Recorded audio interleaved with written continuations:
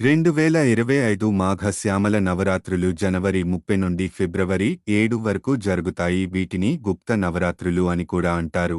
అంటే ఈ పూజను గోప్యంగా జరపడం విశేషం. శ్యామల నవరాత్రులలో ప్రతిరోజు దేవతను ప్రత్యేక అలంకారంలో పూజిస్తారు. ప్రతి సంవత్సరం హిందూ క్యాలెండర్ ప్రకారం 4 నవరాత్రులు జరుగుతాయి. మాఘమాసంలో శ్యామలాదేవి నవరాత్రులు, ఆశ్వయుజమాసంలో శారదా నవరాత్రులు, ఆషాఢమాసంలో వారాహి నవరాత్రులు, చైత్రమాసంలో వసంత నవరాత్రులు. గుప్త నవరాత్రులు అంటే సాధారణ పూజల లాగా కాకుండా రహస్యంగా చేసుకునే నవరాత్రులు.